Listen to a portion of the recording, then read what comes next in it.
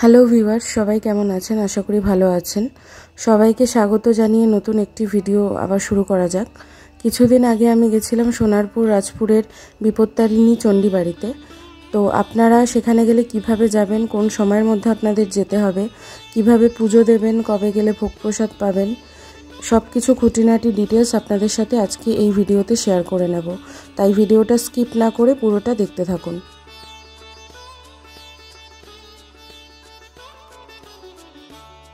আমি ট্রেনে করে গেছিলাম সেদিন। ট্রেনে করে প্রথমে দমদম ক্যান্টনমেন্ট থেকে শিয়ালদা অবধি গেছিলাম। সেখান থেকে শিয়ালদা সাউথ সেকশনের যে ট্রেনগুলো থাকে তার মধ্যে শিয়ালদা ক্যানিং লোকাল ধরে আমি সোনারপুর পৌঁছেছিলাম। আপনারা চাইলে মেট্রো করেও যেতে পারেন। মেট্রো করে যদি যাবেন বলে মনে করেন তাহলে আপনাদের নামতে হবে কবি নজরুল মেট্রো স্টেশনে। কবি নজরুল মেট্রো স্টেশনে নেমে মেট্রো স্টেশন থেকে বেরিয়ে আপনাদের অটো স্ট্যান্ডে থেকে রাজপুরের বিপত্তারিণী বাড়ি যাওয়ার অটোগুলো ধরতে হবে। তো আপনারা চাইলে মেট্রো করেও যেতে পারেন। আমি গেছিলাম ট্রেনে করে।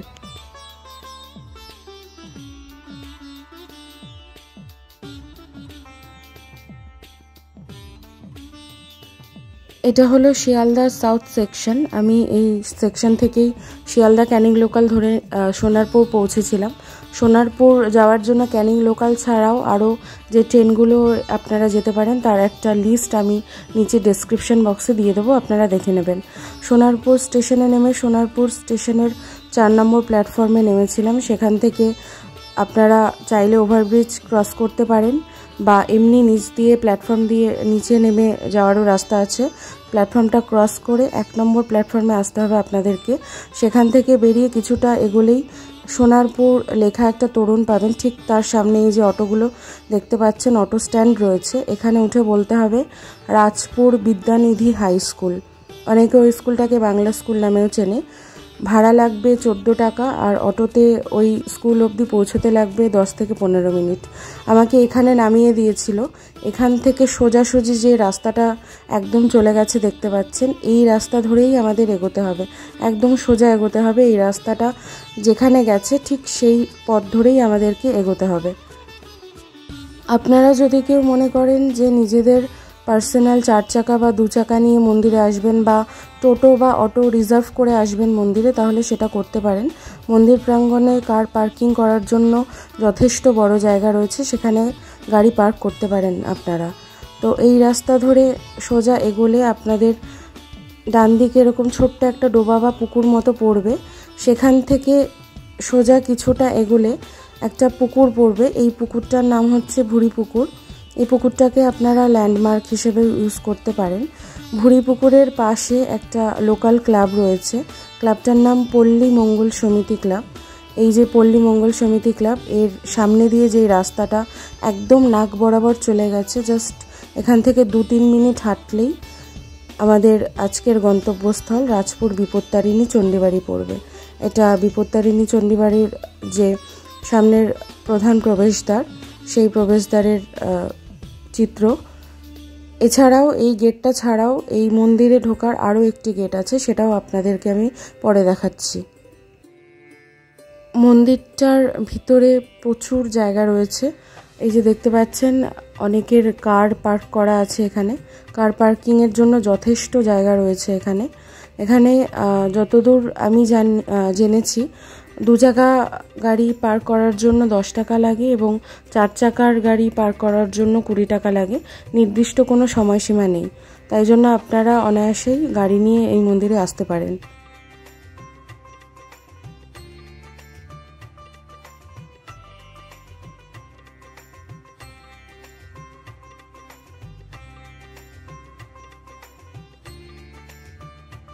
মন্দির প্রাঙ্গণে প্রবেশ করার পর মন্দির প্রাঙ্গণের একপাশে এরকম জুতো রাখার জায়গা রয়েছে। একটা টোকেন দিয়ে আপনার জুতোটা ওনারা রেখে দেবেন, তার জন্য কোনো টাকা পয়সা লাগে না। এবং আরেক পাশে হাত ধোয়ার জন্য জলের কল রয়েছে এবং পানীয় জলেরও ব্যবস্থা রয়েছে।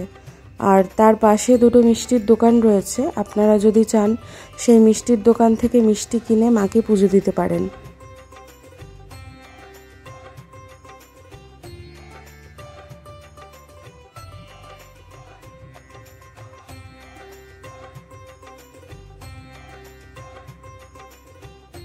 মন্দিরে প্রবেশ করার আগে আরও একটি গেট রয়েছে, সেখানে লেখা রয়েছে কালী পুজোর দিন, দুর্গাপুজোর 4 দিন, পয়লা বৈশাখ ও পয়লা জানুয়ারি, শিবরাত্রির থেকে 8 দিন বিপত্তারিণী পুজো এবং বিশ্বকর্মা পুজোয় মায়ের পায়ে স্পর্শ ও প্রণাম বন্ধ থাকবে।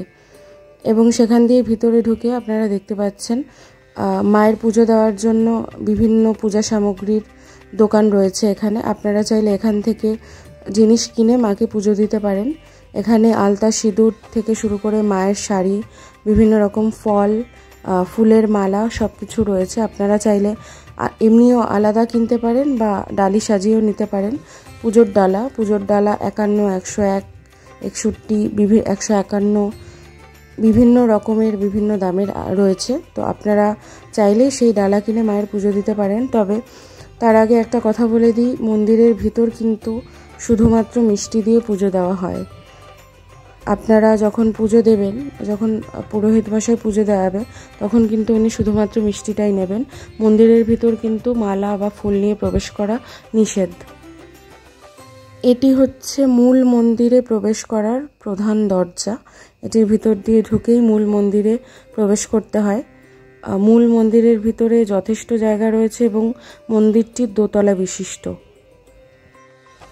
মন্দিরে মা বিপত্তারিণীর বিগ্রহ রয়েছে দোতলায়। এছাড়াও একতলায় কিন্তু আরও প্রচুর দেবদেবীর বিগ্রহ রয়েছে, যেগুলো দর্শন আমি আপনাদের করাবো সেটা পরে। এবং এই মন্দিরে ওঠার জন্য লিফটের ব্যবস্থাও রয়েছে বয়স্ক মানুষ, প্রতিবন্ধী এবং অসুস্থ মানুষদের জন্য।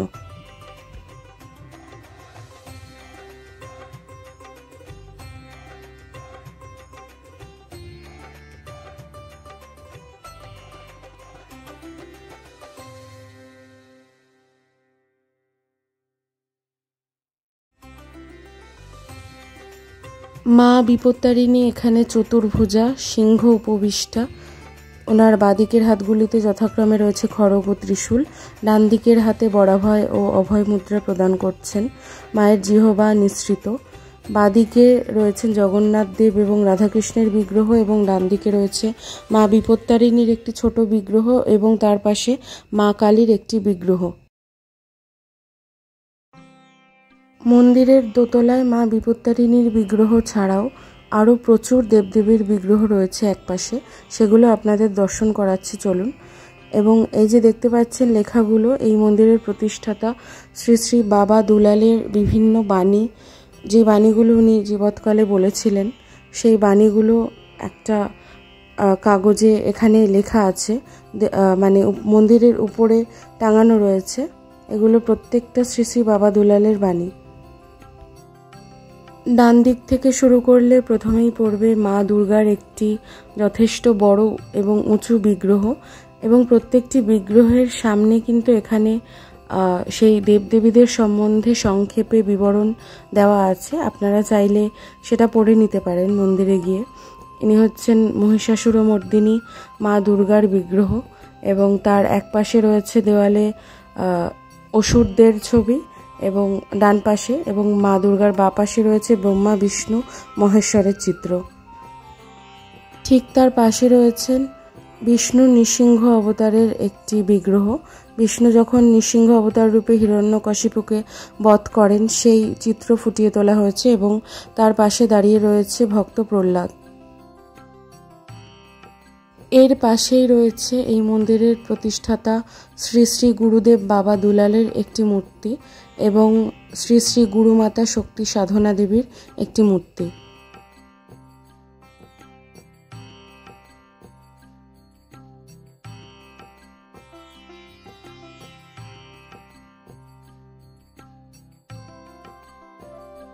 তার পাশে ভারতের সর্বকালের বিভিন্ন সাধকের মহাপুরুষদের মূর্তি রয়েছে। উপর থেকে রয়েছে নাঙ্গা বাবা শঙ্করাচার্য, তার পরের সারিতে রয়েছেন তুলসীদাস, গুরু নানক, কবির, জগৎবন্ধু। তার পরের সারিতে রয়েছেন তৈলঙ্গ স্বামী, লোকনাথ, বাবা দুলাল, রামকৃষ্ণদেব, বামাখ্যাপা। আর একদম নিচের সারিতে রয়েছেন শ্যামাচরণ, ঋষি অরবিন্দ, স্বামী বিবেকানন্দ এবং ভোলাগিরি আর সাধক রামপ্রসাদ সেন।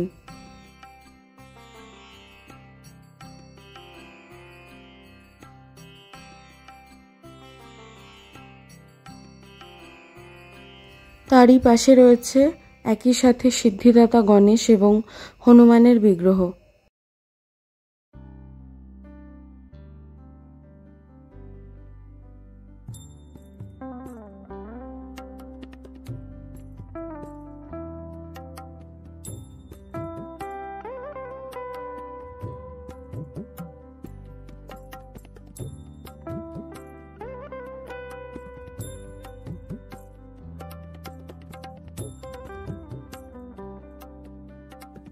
এই মন্দিরে প্রতিদিন মোটামুটি বিকেল 4টে সাড়ে 4টে থেকে নাম গান এবং তারপরে সন্ধ্যারতি শুরু হয় মায়ের।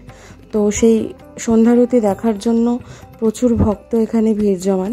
এখানে একটা রোতে শুধুমাত্র মহিলারা বসেন এবং আরেকটা রোতে পুরুষরা বসেন মেঝেতে মায়ের আরতি দেখবার জন্য। এবং এই মন্দিরে মায়ের সন্ধ্যারতি চলাকালীন মায়ের ছবি বা কোনো রকম ভিডিও করা স্ট্রিক্টলি প্রহিবিটেড, তাই জন্য আমি মায়ের সন্ধ্যারতি আপনাদের সাথে শেয়ার করতে পারলাম না। এখানে দেখতে পাচ্ছেন যে মায়ের ছবিতে দুজন পুজো দিচ্ছেন। এখানে কিন্তু মায়ের বিগ্রহে পুজো দেওয়া হয় না, মায়ের ছবিতেই এরকমভাবে পুজো দিতে হয় মায়ের চোখের দিকে তাকিয়ে। এবং মন্দিরের আরও এক পাশে রয়েছে, ওই দোতলার এক পাশে রয়েছে মায়ের বিভিন্ন ছবির একটা কাউন্টার মতো। তো আপনারা চাইলে এখান থেকে মায়ের ছবি কিনতে পারেন। এবারে চলে যাব মন্দিরের গ্রাউন্ড ফ্লোরে। আমি আগেই বলেছিলাম গ্রাউন্ড ফ্লোরেও অনেক দেবদেবীর বিগ্রহ রয়েছে, সেগুলোই এবার আপনাদেরকে দর্শন করাবো।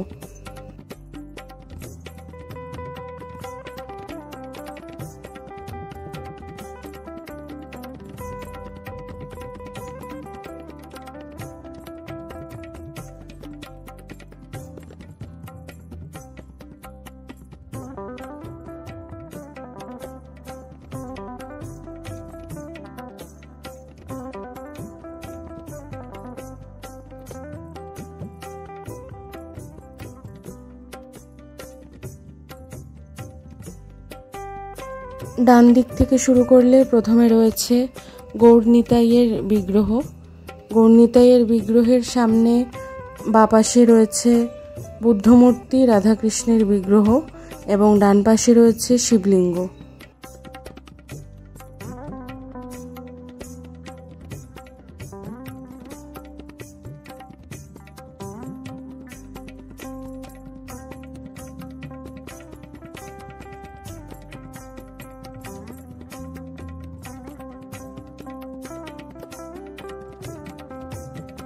এর পাশে রয়েছে লক্ষ্মীনারায়ণের বিগ্রহ।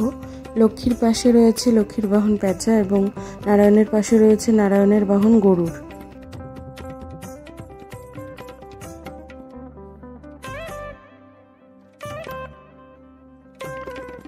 এরপরে রয়েছে শ্রীরাম ও মা সীতার বিগ্রহ। শ্রীরাম ও মা সীতার পাশে রয়েছে রামের ভাই লক্ষ্মণ এবং তার পাশে রয়েছে হনুমানের একটি বিগ্রহ।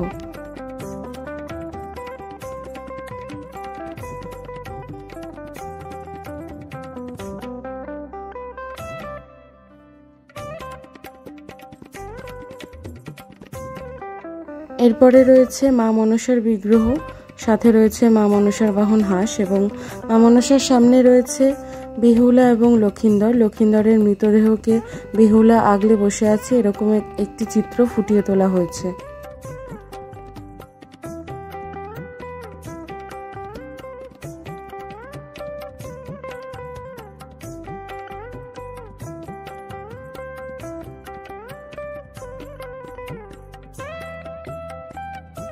এরপরে রয়েছে মা শীতলার বিগ্রহ। মা শীতলার সামনে রয়েছে একটি লোক গুটি বসন্তে আক্রান্ত হয়ে শয্যাশায়ী, এরকম একটি মূর্তি বানানো রয়েছে এবং আরেক পাশে একটি মহিলার মূর্তিও বানানো রয়েছে।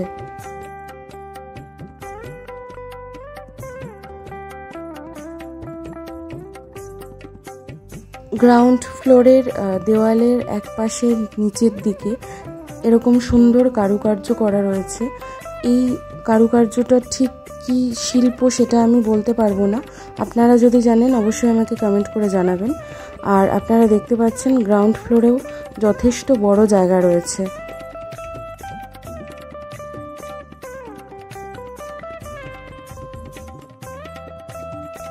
মূল মন্দির থেকে বেরিয়ে মন্দির প্রাঙ্গণের ভিতরে অন্যতম একটি গুরুত্বপূর্ণ অংশ আপনাদেরকে এবার আমি দর্শন করাবো, রত্নবেদী। এই মন্দিরের প্রতিষ্ঠাতা বাবা দুলাল যেখানে বসে সিদ্ধিলাভ করেছিলেন সেই জায়গাটিই হলো, সেই আসনের নামই হলো রত্নবেদী। যেখানে টোটো অটোগুলো পার করা দেখতে পাচ্ছেন, সেখান থেকে কিছুটা এগোলেই রত্নবেদী দেখতে পাবেন আপনারা। ওই যে লাল রঙের খোপ দেওয়া ঘরের মতো অংশটা দেখতে পাচ্ছেন, ওর ভিতরেই রয়েছে রত্নবেদী। চলুন সেটা আপনাদেরকে আমি দর্শন করিয়ে দিচ্ছি। এই রত্নবেদী স্থাপিত হয় 1340 সালে। সিদ্ধ মহাপুরুষগণ যারা শক্তি সাধনা করেন এবং ঈশ্বরের স্বরূপ দর্শনে ব্রতী হন, তারা তন্ত্রমতে পঞ্চমুণ্ডির আসন স্থাপন করেন তাতে বসে সাধনা করতে। এই পঞ্চমুণ্ডি আসনে অনেক নরমুণ্ডের প্রয়োজন হয়। কিশোর দুলাল জগন্মাতার স্বরূপ দর্শনে ব্রতী হয়ে পঞ্চমুণ্ডির আসনের জন্য নরমুণ্ড সংগ্রহ করতে থাকেন। তারপর তার গর্ভধারিণী মাতা এই সংবাদ জানতে পেরে তাকে বিরত করেন এবং বলেন, এমন আসন করো যাতে সকলের বসার অধিকার থাকে। তারপর শ্রী শ্রী চণ্ডীমাতার নির্দেশে কিশোর দুলাল বিভিন্ন রত্ন দ্বারা বিল্ব বা বেল বৃক্ষমূলে যে আসন বা বেদি তৈরি করেন তাই হলো এই রত্নবেদী। এই আসনে 3 দিন 3 রাত বিরামহীন সাধনা করে 17.5 বছর বয়সে কিশোর দুলাল গোধূলি লগ্নে মায়ের স্বরূপ দর্শন করেন, সিদ্ধিলাভে সফল হন। তাই এই বেদি বাবা দুলালের সিদ্ধাসন। শনি বা মঙ্গলবার যদি অমাবস্যার নিশি হয়, এখানে পুজো করে চণ্ডীবাড়িতে পুজো হয়। দুর্গাপুজোর ষষ্ঠীর দিন ও অন্নকূটের দিন রাত্রে মায়ের পুজোর পূর্বে এখানে পুজো হয়। এই মন্দিরে অন্নকূট উৎসবের প্রচলন আছে। রত্নবেদীর সামনেই কিছুটা দূরে ধূপকাঠি মোমবাতি জ্বালানোর জায়গা আছে, আপনারা চাইলে সেখানে মোমবাতি ধূপকাঠি জ্বালাতে পারেন।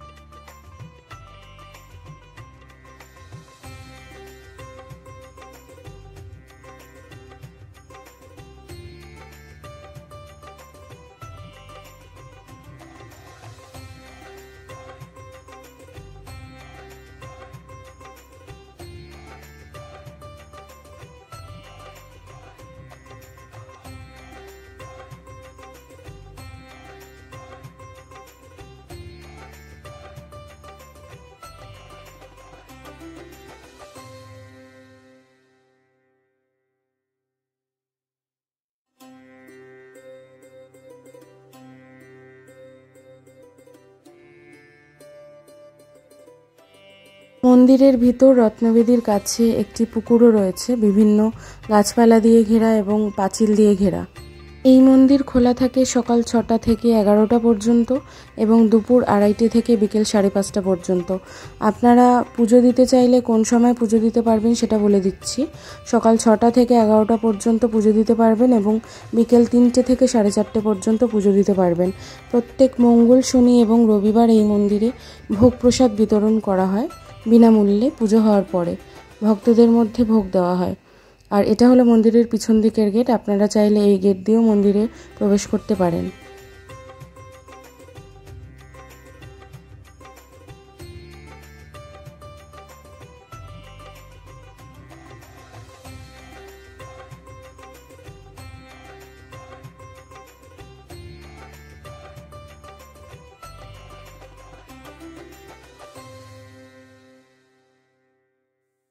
তখন যে আপনাদেরকে ভুঁড়িপুকুর দেখালাম, ভুঁড়িপুকুরের এক পাশেই এই ছোট্ট রাধাকৃষ্ণের মন্দিরটা রয়েছে। মন্দিরটা ছোট হলেও ভীষণ সুন্দর দেখতে। খুব বেশি দিন হয়নি উদ্বোধন হয়েছে। ওখানে লেখা ছিল গত মার্চ মাসেই মন্দিরটা উদ্বোধন হয়েছে। মন্দিরটা ভীষণ সুন্দর, অপূর্ব দেখতে এক কথায়।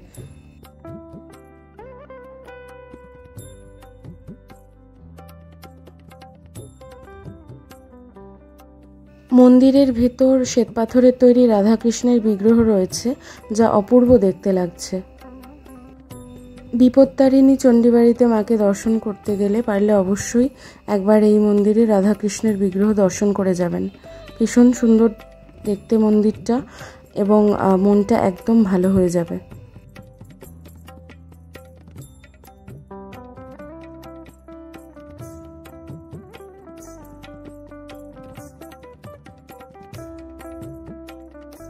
আজকে আমার ভিডিওটা এই পর্যন্তই ছিল। ভিডিওটা কেমন লাগলো অবশ্যই আমাকে কমেন্ট করে জানাবেন। ভালো লাগলে বন্ধুদের সাথে শেয়ার করবেন, ভিডিওতে লাইক করে দেবেন এবং চ্যানেলে নতুন হলে এবং আমার চ্যানেলের ভিডিও ভালো লাগলে অবশ্যই সাবস্ক্রাইব করে আমার পাশে থাকবেন। আর পাশে থাকা বেল আইকনটিকে প্রেস করে দেবেন যাতে নতুন ভিডিও এলে সঙ্গে সঙ্গে আপনারা তার নোটিফিকেশন পেতে পারেন। দেখা হচ্ছে পরের ভিডিওতে। ততক্ষণের জন্য সবাইকে টাটা। সবাই ভালো থাকবেন, সুস্থ থাকবেন। সবাইকে অনেক ধন্যবাদ।